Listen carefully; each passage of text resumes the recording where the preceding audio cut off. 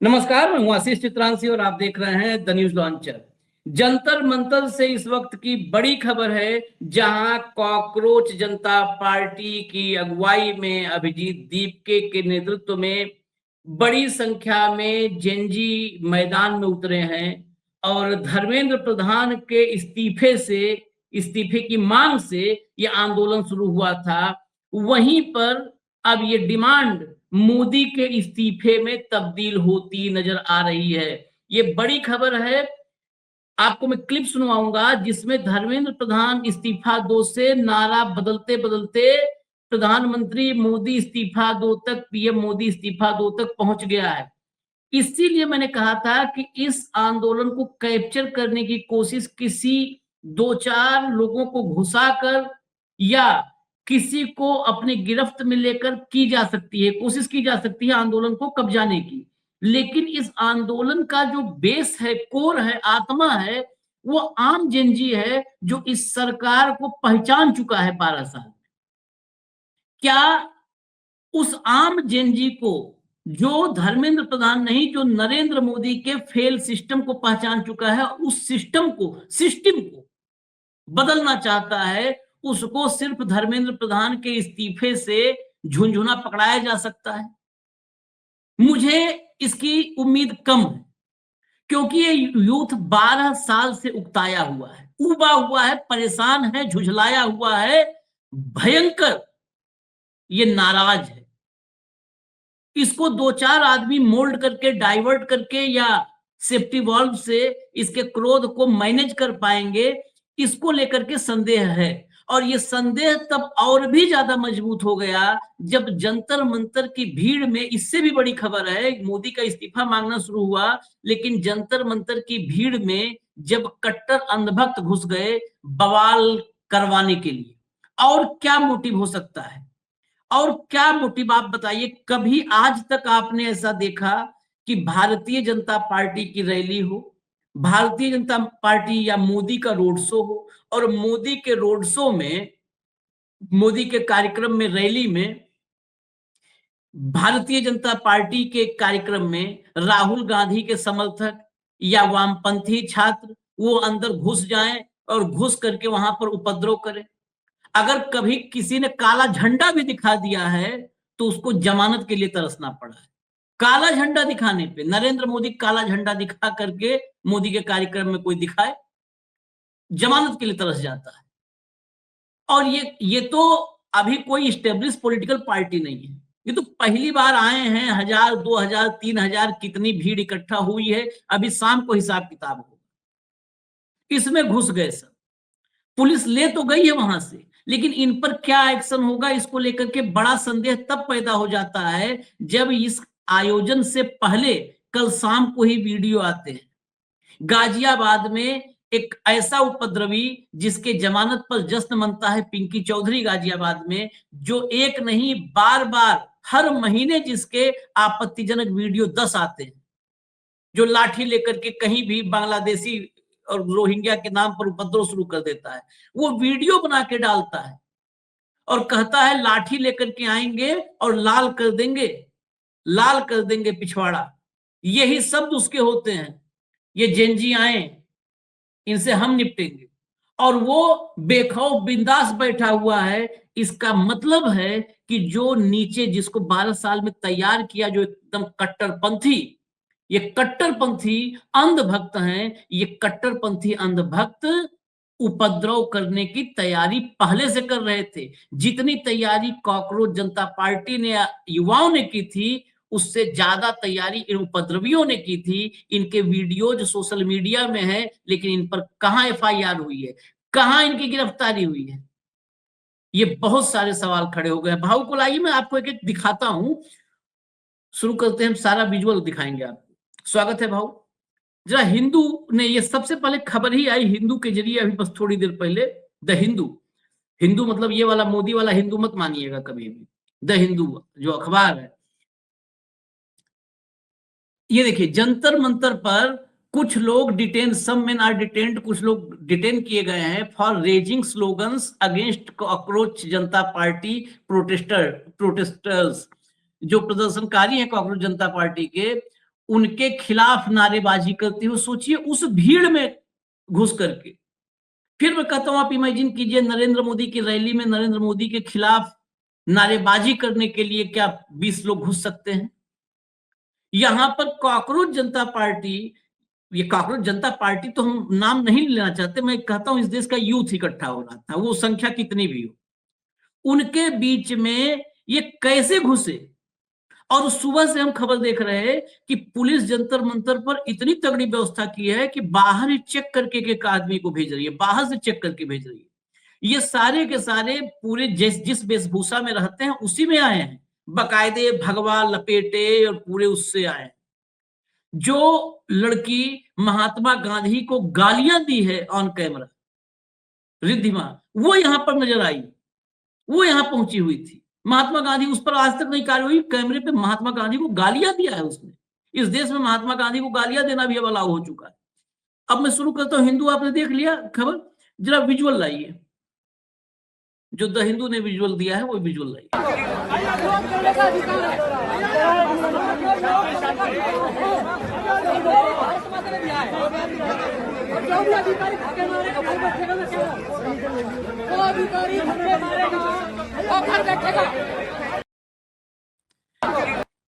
दोबारा चलाइए।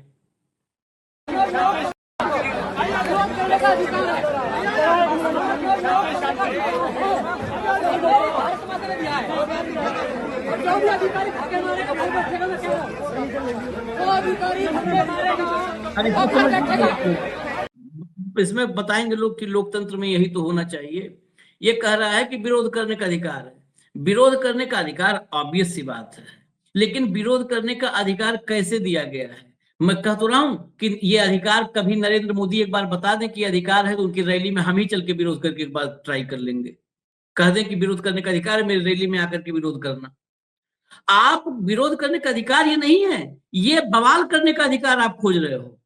आप बवाल करने का, और क्या बोल रहा है उसने, वो क्या बोल रहा है, उसकी आप हिम्मत देखिए। इसका मतलब उसके जेब में बैठा हुआ है नरेंद्र मोदी का सिस्टम, पूरा सिस्टम उसके जेब में बैठा हुआ है। वो कह रहा है कि जो भी अधिकारी धक्का मारेगा फिर वो सोच ले वो घर में बैठेगा। वो लास्ट में इसलिए मैं 2 बार सुनवाया, उसको 4 बार सुनिएगा आप लोग। कह रहा है कि जो भी अधिकारी धक्का देगा वो फिर घर में बैठेगा। मतलब यही अमित शाह का मंत्रालय चला रहा है, यही दिल्ली पुलिस का कमिश्नर है। 2 कौड़ी के छिछोरे ये कह रहे हैं, वहां पर पुलिस वाले जिनको लगाया गया है ड्यूटी पर, वो तो लॉ एंड ऑर्डर के लिए, वो तो थोड़ा वहां से पूछेंगे अमित शाह से कि बताइए भाई साहब क्या करें, इनको निकाले यहाँ से कि नहीं निकाले, करने दे यहाँ पे उपद्रव। वो तो ड्यूटी पर है, सिपाही हैं, दरोगा है, वो बेचारे, वो तो उनको पता है पूरा सिस्टम, वो निकाल रहे हैं। कह रहा है जो अधिकारी धक्का मारेगा वो घर बैठेगा। वाह, कि कौन गृह मंत्री है पता ही नहीं चल रहा है इस देश में, कौन प्रधानमंत्री है। आगे देखिए, एक ही विजुअल नहीं, आगे देखिए, अगला विजुअल लाइए। आपको इस प्रोटेस्ट से काम नहीं है तो क्यों आ रहे हो? लोकतंत्र में सबका अधिकार है बोलने का। लोकतंत्र में क्या बोल रहे हो तो क्या होगा, बोलो। आप अगर बोलेंगे क्या?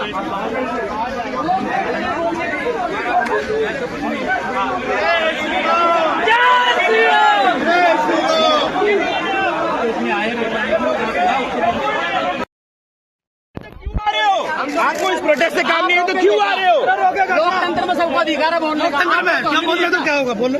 आप अगर बोलेंगे क्या?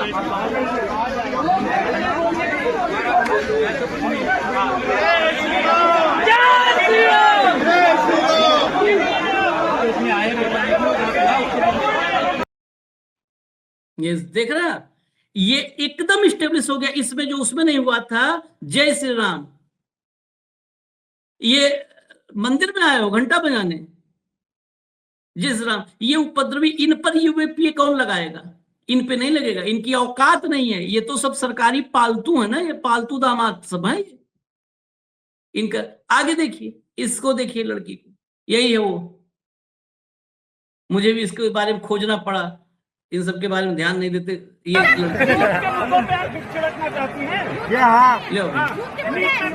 रिद्धिमा इसका नाम बताया जाता है, ये वहां पर पहुंच गया। ये सब जितना वो गोडसे गैंग है, पूरा गोडसे गैंग वहां पर। ये गोडसे गैंग किसका है? कौन संरक्षक है गोडसे गैंग का जो वहां पहुंचा? पूरा गोडसे गैंग था वहां। ये देखिए अब भाऊ वो से पहले मैं चाहते एक थे सवाल बवाल हो। आपने सही कहा। फिर अभी हाँ हाँ हाँ बिल्कुल। नहीं मैं आप ही बोलिए। से सवाल, आप ही से ये विजुअल पे पहले विजुअल, फिर मैं अभी नहीं, आपको नहीं, पिंकी चौधरी को सुनाऊंगा, तब आप भाई, हैरान रह भाई, जाएंगे। भाई, हाँ आपने बिल्कुल कहा, विरोध का अधिकार होता है, बवाल का नहीं। आप ये जो वहां दो सब लोग गए बवाल मचाने गए, ये चाहते थे कि वहां पे हिंसा हो, ये चाहते थे कि उनको धक्का मुक्की हो, ये चाहते थे कि वहां फिर पुलिस लाठीचार्ज करे। लेकिन कल से लगातार इंस्ट्रक्शन घूम रहे थे कि हमें कोई बवाल करना नहीं है। कोई यदि आपका बहुत ज्यादा विरोध करे या कोई ट्रोल करने का प्रयास करे, उसको पुलिस के हवाले कर दो।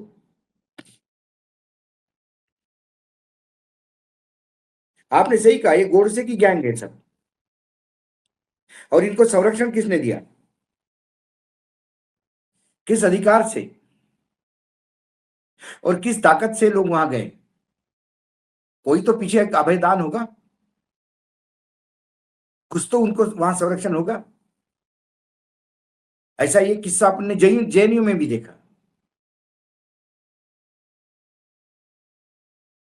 कि प्रोटेस्ट करने वाले लोगों के खिलाफ इतना बोला कि वहां पे झगड़े हो गए।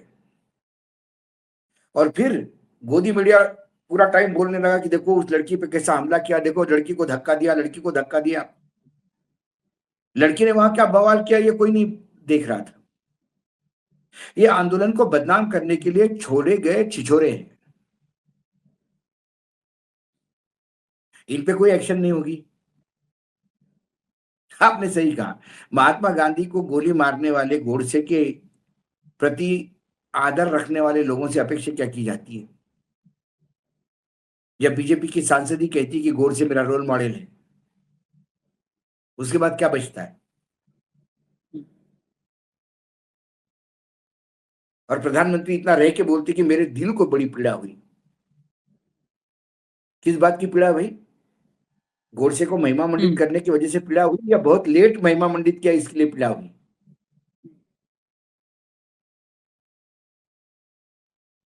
तो कुल मिलाकर ये पूरा आंदोलन दो प्रकार के, देखिए आंदोलन को दो प्रकार के ट्राई किए जाते हैं। या तो आंदोलन में घुस के आंदोलन को हाईजैक करो और निर्णायक समय पे उसको अलग तरह से मोड़ दो, और यदि हाथ में नहीं आ रहा होगा तो बवाल करके देखो, ताकि जनजी बदनाम हो, सब कुछ के सब लड़के लड़की इकट्ठा हो गए और देखिए कैसी हिंसा हो गई। और सरकार बिल्कुल दूध पाक साफ कि भाई देखिए आपने जंतर मंतर पे बोला था, हमने परमिशन भी दे दी, हम तो संविधान की इज्जत करते हैं, आपने विरोध का अधिकार है आपके पास तो करिए विरोध, आप विरोध कर रखते हैं, लेकिन विरोध के नाम पे हिंसा थोड़ी होने देंगे।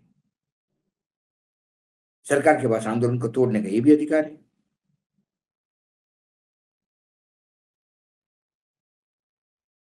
तो ये, और इनका इलाज बिल्कुल सही होना चाहिए, ऐसा ही इनको उठाओ पुलिस के हवाले कर दो। इनका पुलिस के हवाले करने पे भी इनका कुछ नहीं होना है भाऊ। और क्लियरिटी के लिए जरा मैं आपको कुछ सुनवाता हूं भैया, लाइए जरा सुनवाइए एक एक करके।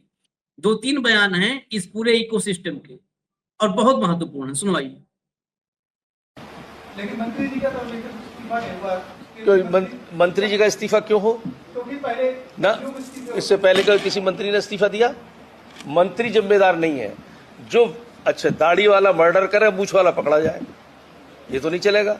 मंत्री जी ने तो इसमें शामिल नहीं थे। अगर मंत्री शामिल होते तो निश्चित जेल जाते। मंत्री जी शामिल नहीं थे, मंत्री जी देखकर उनको दंडित किया है। एक बार फिर से सुनवाइए। ये मंत्री हैं, ये मंत्री हैं, मंत्री जी को एक बार फिर सुनना जरूरी है। लेकिन मंत्री जी का तो लेकर इस्तीफा नहीं हुआ। तो मंत्री जी का इस्तीफा क्यों हो तो फिर पहले ना? इससे पहले कभी किसी मंत्री ने इस्तीफा दिया? मंत्री जिम्मेदार नहीं है। जो अच्छा दाढ़ी वाला मर्डर करे मूछ वाला पकड़ा जाए, ये तो नहीं चलेगा। मंत्री जी ने तो इसमें शामिल नहीं थे। अगर मंत्री शामिल होते तो निश्चित जेल जाते। मंत्री जी शामिल नहीं थे, मंत्री जी देखकर उनको दंडित किया है। ये नहीं, फिर योगेंद्र उपाध्याय फिर मुलायम सिंह का वो जो फायरिंग हुई थी, आज भी चिल्लाते हैं कि मुलायम सिंह ने फायरिंग की थी। मुलायम सिंह बंदूक लेके गए थे क्या फायरिंग करने? ये फिर तो यूपी इस का देश शिक्षा में मंत्री है, मैं बता दूं खाली इंफॉर्मेशन, यूपी का शिक्षा मंत्री है योगेंद्र उपाध्याय। मतलब अब भगवान साक्षात श्री राम जिनकी प्राण प्रतिष्ठा हुई अयोध्या में, वो भी नहीं बचा सकते बच्चों का भविष्य, यदि ये शिक्षा मंत्री है तो। इसीलिए ऐसे कुतर्क और कुपड़ लोग यदि शिक्षा मंत्री बने तो आप उस प्रदेश का भविष्य क्या हो सकता है देख लो आप। तो इसके पहले आप किस अधिकार से इस्तीफा मांग रहे थे कांग्रेस से? मनमोहन सिंह को कोल घोटाले से क्या मतलब? मनमोहन सिंह को 2G का क्या मतलब? अरे राहुल का रिजिग्नेशन रोज मांगते हैं ये सब। कहीं कोई कांग्रेसी छींक दे तो राहुल इस्तीफा दे, ये राहुल इस्तीफा दे। तब ये दाढ़ी और मूछ वाला फॉर्मूला इसको नहीं समझ में आता है।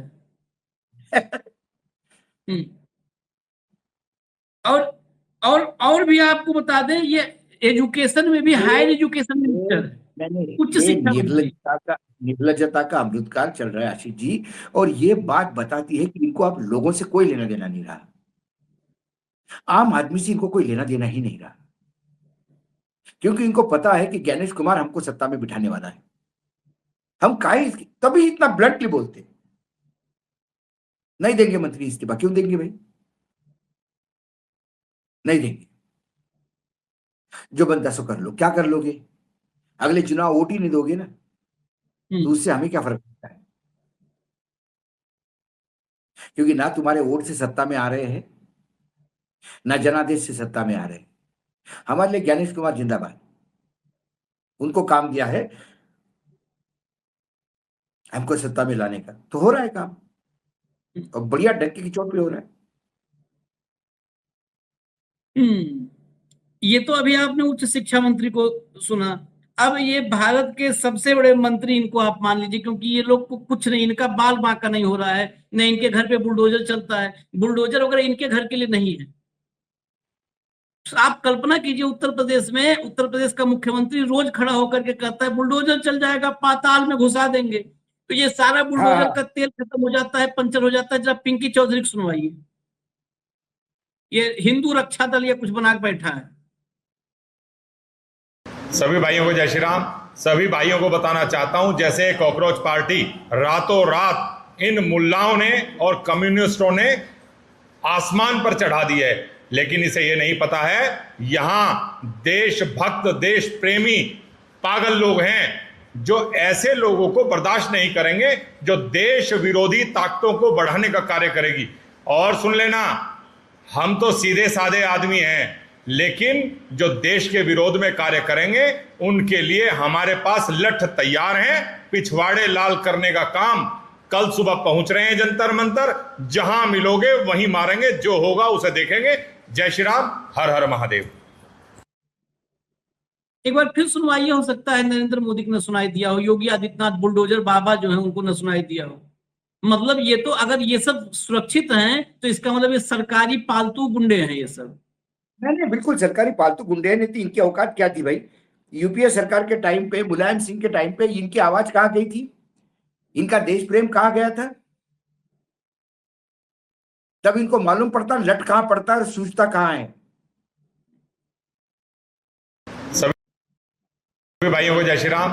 सभी भाइयों को बताना चाहता हूं, जैसे कॉकरोच पार्टी रातों रात इन मुल्लाओं ने और कम्युनिस्टों ने आसमान पर चढ़ा दी है, लेकिन इसे ये नहीं पता है यहां देशभक्त देश प्रेमी पागल लोग हैं जो ऐसे लोगों को बर्दाश्त नहीं करेंगे जो देश विरोधी ताकतों को बढ़ाने का कार्य करेगी। और सुन लेना, हम तो सीधे साधे आदमी हैं, लेकिन जो देश के विरोध में कार्य करेंगे उनके लिए हमारे पास लठ तैयार हैं। पिछवाड़े लाल करने का काम कल सुबह पहुंच रहे हैं जंतर मंतर। जहां मिलोगे वहीं मारेंगे, जो होगा उसे देखेंगे।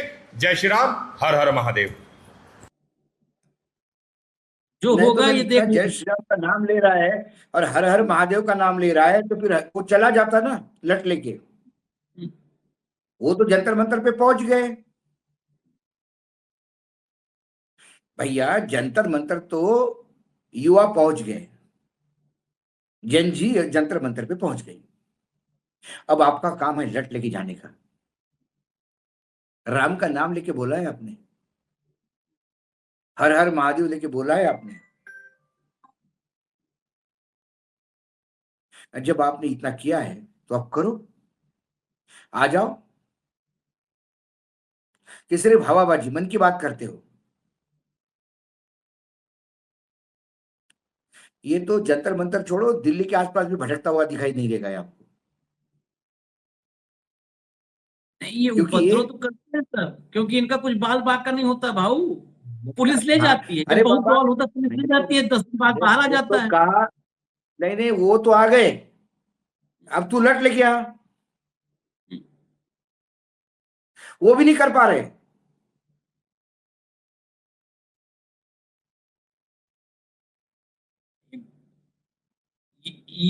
ये है कानून व्यवस्था, ये कानून व्यवस्था है। ये सब कौन पाल के रखा है, ये किसके पाले हुए हैं? अगर ये पालतू नहीं होते तो बैठे होते ऐसे। मैंने ये कहा ना आपको, सरकारी संरक्षण है, इसलिए इनके मुंह से आवाज निकल रही है। मुलायम सिंह के टाइम पे क्यों नहीं, ये कहाँ गया था? ये मुलायम सिंह के टाइम पे क्यों नहीं बोल रहा था तब? बोलता ना तब। जो भी इनको सवाल पूछे वो मुल्ला हो गए, देश विरोधी हो गए, कम्युनिस्ट हो गए। 2 करोड़ फॉलोअर कम्युनिस्ट, भले भारतीय जनता पार्टी से ज्यादा फॉलोअर जिसके हो इंस्टाग्राम पे, वो सब कम्युनिस्ट और मुल्ले। क्या जबान में हड्डी नहीं, कभी कुछ पढ़ना नहीं, कुछ डाटा पता नहीं, मुंह में आया सो बक देना। उधर से स्क्रिप्ट आई होगी कि तुम भी एक स्टेटमेंट दे दो, ताकि इसको देश विरोधी, हिंदू विरोधी करने का प्रयास करो। नहीं, एक बात भाव बताइए, ये कॉकरोच आंदोलन दारुल इस्लाम बनाने के लिए नहीं हो रहा था। ये आंदोलन बाबरी मस्जिद बनाने के लिए नहीं हो रहा था। ये आंदोलन काशी मथुरा अयोध्या के खिलाफ नहीं हो रहा था कि काशी मथुरा अयोध्या के खिलाफ हो रहा हो। ये तो बच्चों के पेपर लीक हो रहे हैं, उसके लिए आंदोलन है। अब इससे ज्यादा कहाँ एक्सपोज हो सकता है ये फर्जी जब सब हैं, हिंदू रक्षा दल और फलान ढिमकान। ये तो है ही फर्जी। ये दुकानें चला रही है अपनी अपनी, ये अपनी अपनी दुकानें चला रहे हैं। इनको कोई फर्क नहीं पड़ता हिंदुओं का क्या होना है, मुसलमान, इनको कोई फर्क नहीं पड़ता। जब एक नेता, एक दलित लड़की, दलित हिंदू नहीं है क्या, उसकी इज्जत लुटते तो ये कहा जाते फिर नेता के जूते उठाने।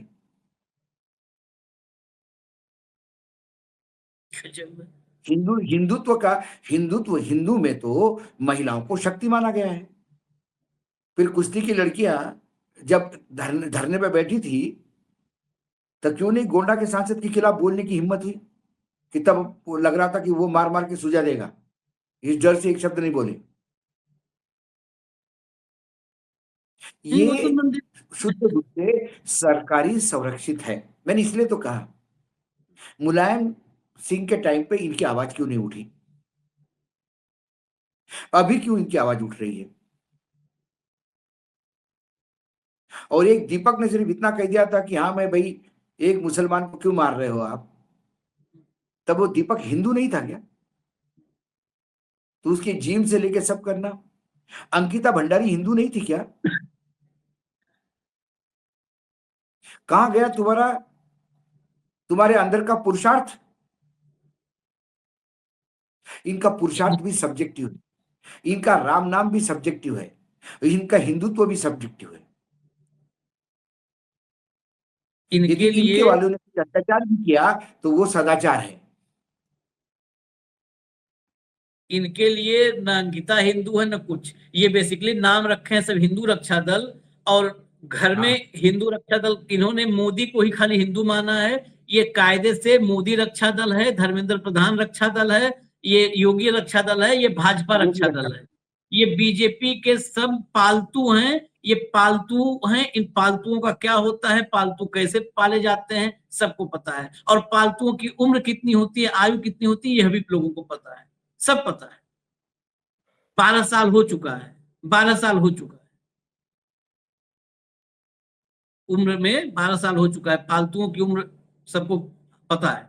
जरा ये देखिए क्यों क्यों दिक्कत हुई है, क्योंकि वो धर्मेंद्र प्रधान इस्तीफा दो से लेकर के कोशिश कहीं से भी कुछ भी किया, लेकिन धर्मेंद्र प्रधान इस्तीफा दो अब पहुंच चुका है मोदी इस्तीफा दो तक। क्लिप चलाइए।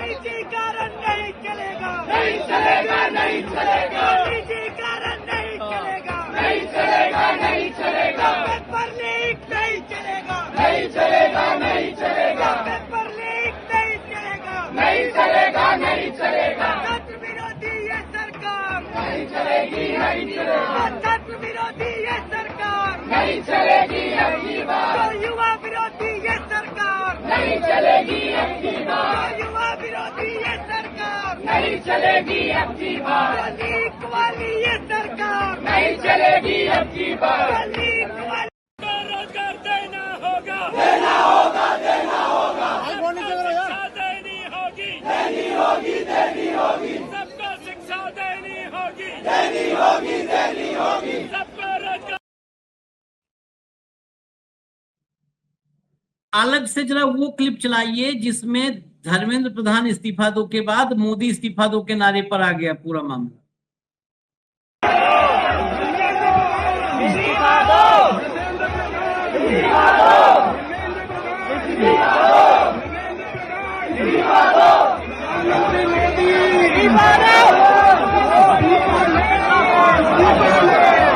प्रधानमंत्री मोदी,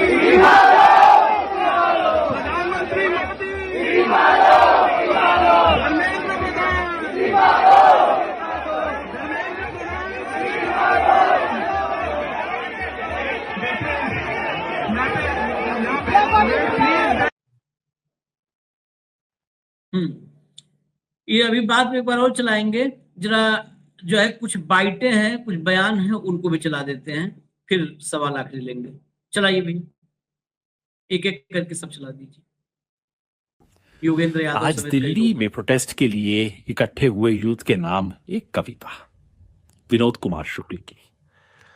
हताशा से एक व्यक्ति बैठ गया था, व्यक्ति को मैं नहीं जानता था, हताशा को जानता था।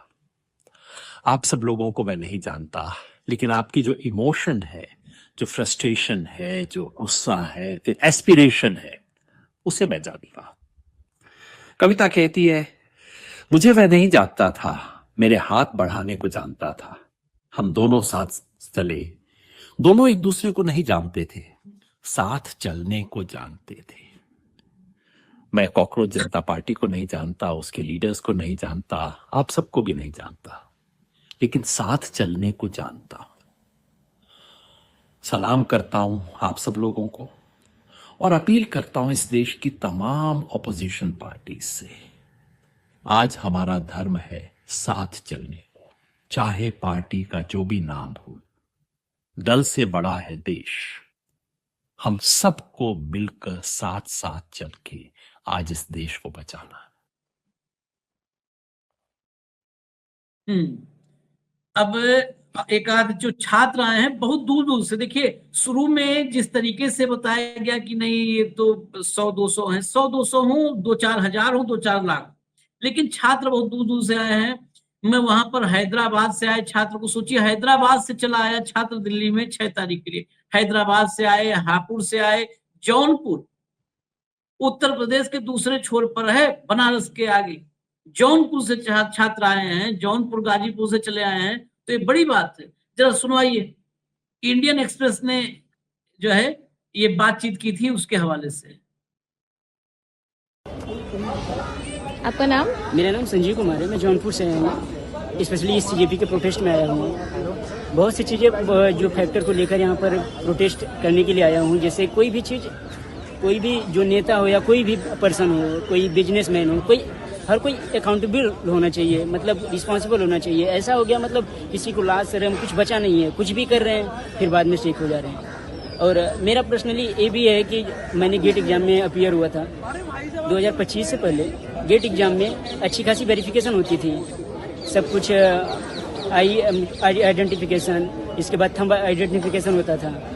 2026 के एग्जाम में ऐसा कुछ भी नहीं हुआ, वनली एप्लीकेशन नंबर बताओ अपने सीट पे बैठ जाओ। मतलब मेरे जैसा दिखने वाला बंदा भी जाके एग्जाम में बैठ सकता है।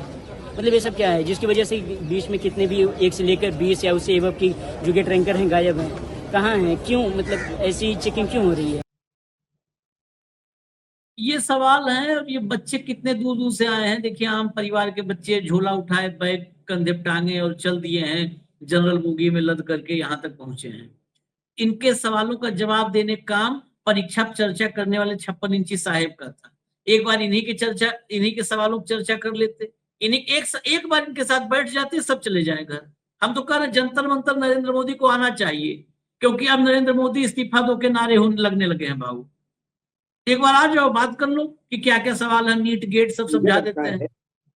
आज के सुबह के कार्यक्रम में जो सवाल हमने उठाए थे, जो आशंका हमने दिखाई थी, वो आशंका बच्चों के मन में भी थी। हाँ, कि इसकी परिणति क्या होगी। कई लोगों के मन में थी, ऐसा नहीं कि हमने ही सवाल उठाए। हमने तो कहा कि भाई आशीष जी ने तो उसका मेंबरशिप ले ली,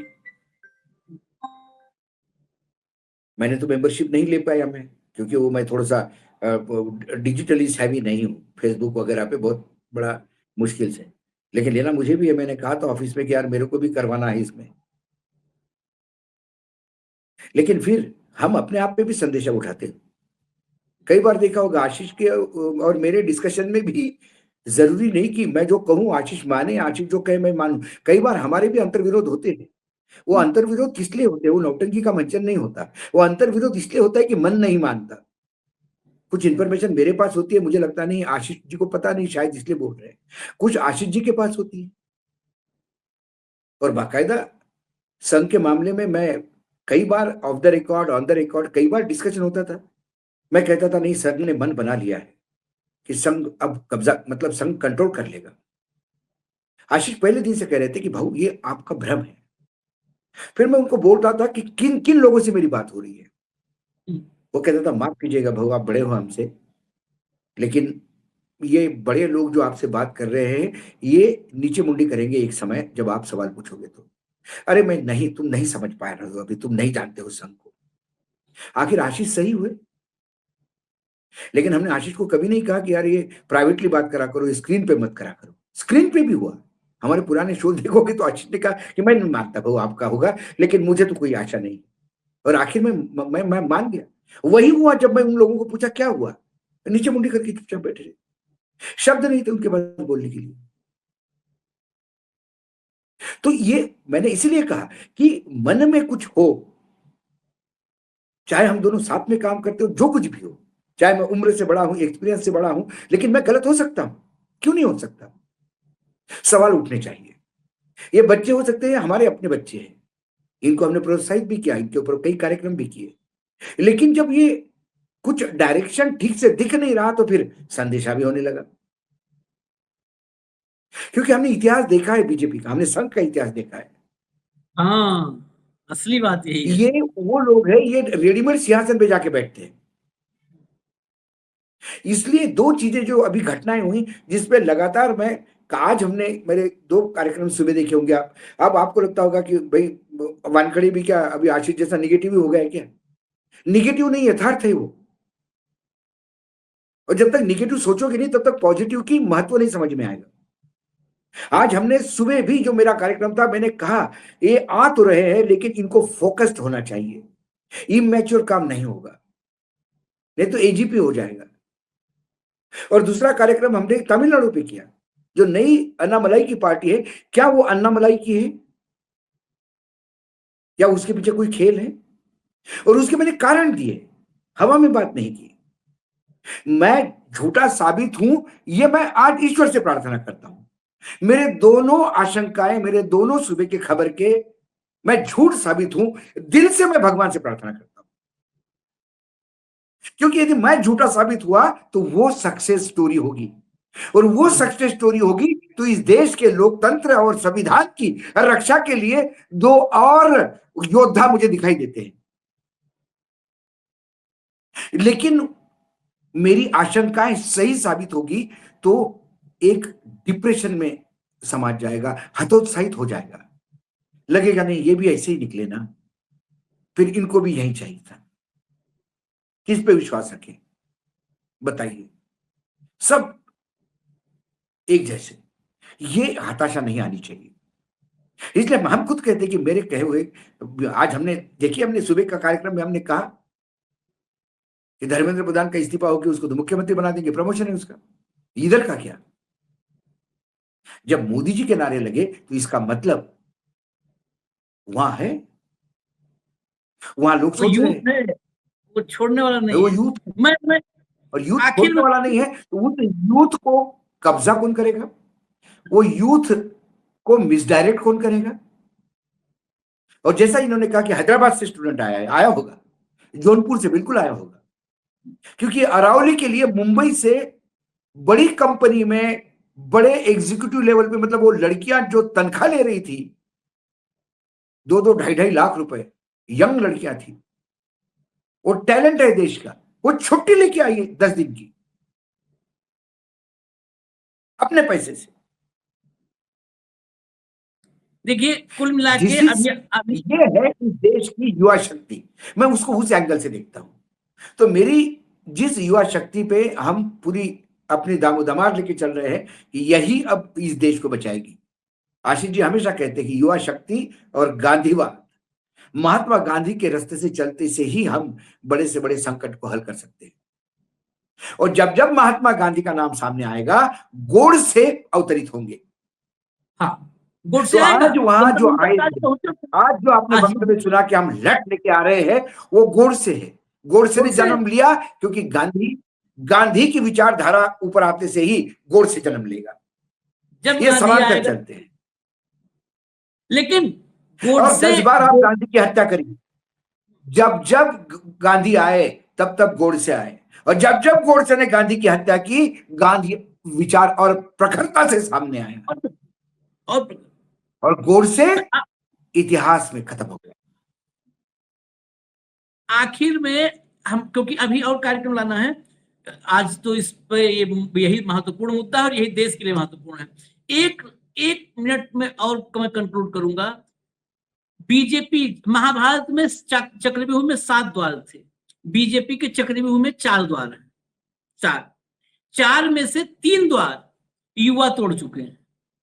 अब यही है, आखिरी द्वार पर अभिमन्यु मारा गया था, और आखिरी द्वार है, आखिरी द्वार पर यह आंदोलन मारा जाएगा, या अगर ये द्वार पार कर लिया तब नरेंद्र मोदी फिर नहीं रहेंगे, यह भी मान लीजिए, नहीं रहेगा। ये कलयुग का अभिमन्यु है, ये कलयुग का अभिमन्यु है। जयद्रथ से लात नहीं खाएगा, नहीं, 4 द्वार भी जयद्रथ को लात मार के बाहर करेगा।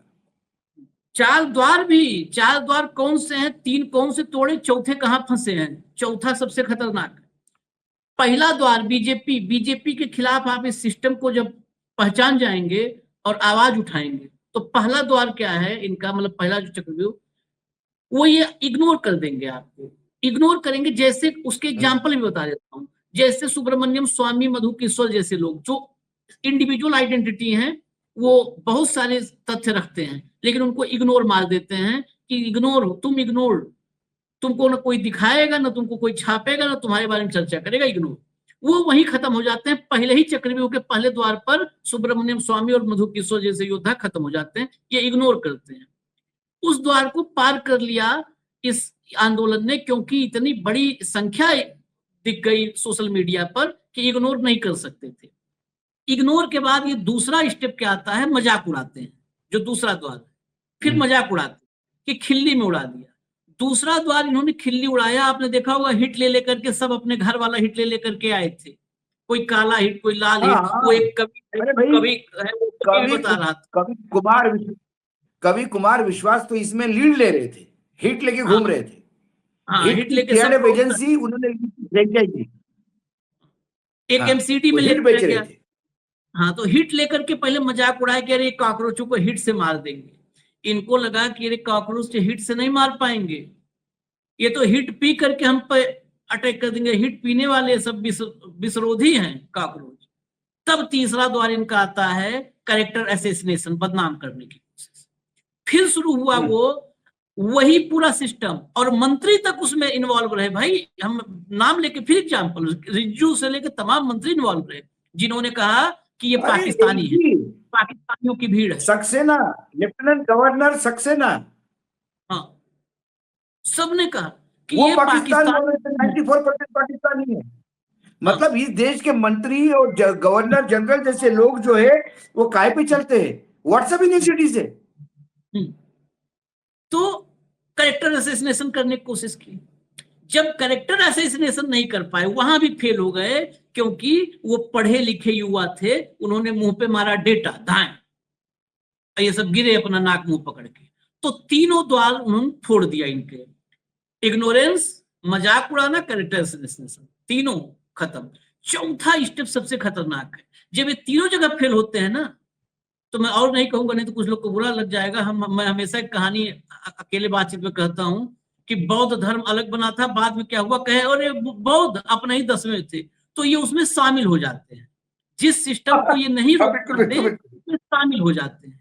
तो ये चौथे स्टेप में आए, जब सुनील आम्बेकर अखिल भारतीय प्रचार प्रमुख संघ का वो बड़ाई करने लगा कॉकरोच आंदोलन का, जब सीपी राधाकृष्णन उपराष्ट्रपति बड़ाई करने लगा, ये सब तारीफ करने लगे, तब ये स्टेप आया कि अब आंदोलन में घुस जाओ, घुस के अपना बना लो। भाई इसको रोक नहीं पाएंगे, घुस के अपना बना लो। अब ये चौथे स्टेप पे हैं, गौर रखिए। बिल्कुल बिल्कुल, बहुत चौथे स्टेप। हाँ, चौथे स्टेप पे बिल्कुल मैं एग्री करता हूँ। देखिए महात्मा गांधी का क्या किया इन्होंने। महात्मा गांधी की हत्या हो गई, उसके बाद भी महात्मा गांधी की विचारधारा और बाउंस होकर लोगों के बीच में आ गई। हाँ, तो उनको लगा ये तो गड़बड़ हो गया, तो महात्मा गांधी तो हत्या के बाद और बड़े हो गए, फिर महात्मा गांधी को अपना लो, गांधी पूजने लगे। अपना लिया महात्मा गांधी। अब हमारे गांधी बोलते, जिस सरदार पटेल ने इनके ऊपर बैन लगाया वो इनके हो गए। बताइए, घोर वामपंथियों को गाली देने वाले शहीद भगत सिंह के लिए अपना अपना अपना पूर्वज मानते हैं। तो मतलब अरे शहीद भगत सिंह हमारे, उनको स्वर्ग में जगह मिली है, भगवान ने स्वर्ग में दिया, सुपूत है महाभारती का। उसको जाने के बाद मजाक मत उड़ाई उसको, वो हमारे, अरे काहे कि तुम्हारे। आज भगत सिंह होते तो 2-4 बम और फेंकते, क्योंकि अंग्रेजों से भी बदतर लोग हैं बैठे हुए यहाँ सब। चलिए, चौथा स्टेप है, गौर कीजिएगा, इसी में पहचान करके कान पकड़कर इनको बाहर कर दिया तो चौथा द्वार टूट जाएगा। अगर ये घुस गए तो हमने उस शुरू में ही हम लोग कहे थे कि ये काकरोच जिसको बता रहे हैं ये खुद दीमक हैं, ये जहां घुस गए वो चाल देंगे, फिर उसको तो ध्वस्त कर देंगे। तो इनको घुसने नहीं देना है, ये ध्यान रखना। ये हमारा निवेदन है अपनी पार्टी के सदस्यों से, क्योंकि मैं भी उस पार्टी के मेंबर हूं, तो अपने पार्टी के सदस्यों से, और लोकतांत्रिक पार्टी मानता हूं, इसलिए सदस्य के रूप में जितने नौजवान हैं वो मुझसे ज्यादा काबिल हैं, योग्य हैं, ये मानते हुए उनको कम योग्य कार्यकर्ता सलाह दे रहा है। इजाजत दीजिए हमें। धन्यवाद भाऊ, बहुत बहुत धन्यवाद, नमस्कार।